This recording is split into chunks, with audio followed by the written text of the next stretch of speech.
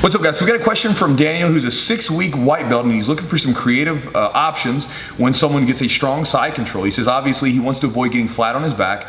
He's about 160, and when he gets a 180 to 200 pound blue or purple belt in side control or transferring into side control, he's just crushed. And so he's looking for some different options to transfer to get out of there. So Daniel, thanks for the question.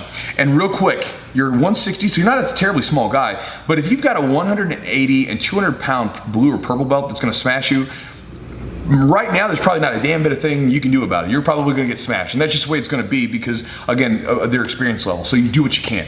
Now, I've got several escapes on the channel already that you can look back to that can help out, but what I'd like you to do is think about something else. So you kind of mentioned in that message, you know that you need to not get flattened out. So the fact that you posted that there, I imagine means that you're probably getting flattened out in side control. And that's super important. If you get flattened out in side control, your ability to escape effectively goes down tremendously. So one of the things, I want you to just try this out. So first off, let's say the Chad's passing my guard here, okay? So just to give you a visual, okay?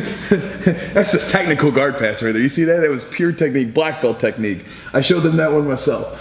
So if he gets here to the side, okay, my first thing is I need to be on my side facing him, okay? If I'm gonna try to defend this way, you can roll and turtle or something like that, but if we're gonna try to defend it this way, we need to be on our side and we need to be able to defend one way or the other. If the person flattens me out, it's not to say that it's hopeless. It just, you're gonna have to take a different route, okay? So one of the things that I do with my white belts, and this is like game changing for a lot of them, is I get them to hold this position when someone's passing their guard, and they're amazed by how well they can do it when they don't focus on anything else.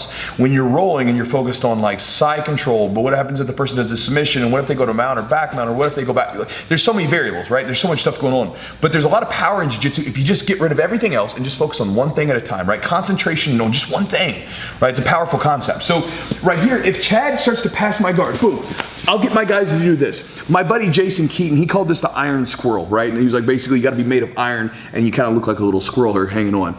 So what we're gonna be doing is I'm gonna be making my frame, obviously on the shoulder here, and I'm gonna be cupping the right here at the tricep, and I'm gonna slide right down to where the bend of the arm is. If I go up too high, he can easily move his arm around.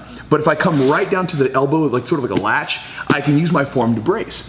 And then all I'm gonna do is just stay on my side. Go on, stay on my side. Go ahead and push me down. By closing the crossface up and just framing, keeping my arms in tight, it's very hard for the person to flatten me. Now they might step around or something like that, but this can show you how powerful it can be if you just focus on your frames first and then worry about everything else. Because obviously if I can stay on my side in this position, bringing my bottom leg in, it's not gonna be that difficult, okay?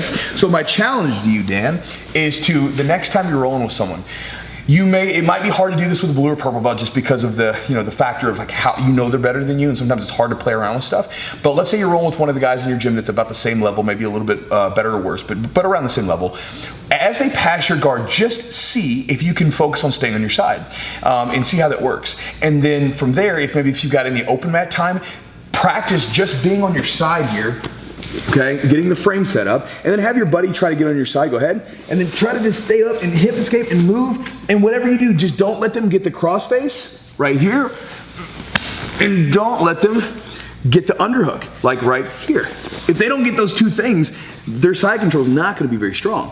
And so I say this because here's what always happens with some of my white belts. When I do like a side control class, I always start with that drill because I need them to get used to being on their sides. And a lot of times it seems like such an impossible task. But then once I get them to stay on their side without any other interruptions, they're like, wow, I can actually do this. This is not bad. I can get on my side. I'm like, great. Now that you understand that you can do it, now let's go ahead and add all the escapes into the mix, because now that you understand you can get to your side, and if you really fight for it 100% without any other focus on anything else, you can make it happen, then we can add the escapes in a little bit more easily. So my challenge you, Dan, again, I think I'm repeating myself, but just in case I didn't say it, is to, next time you're rolling, when someone's passing you, don't worry about escaping.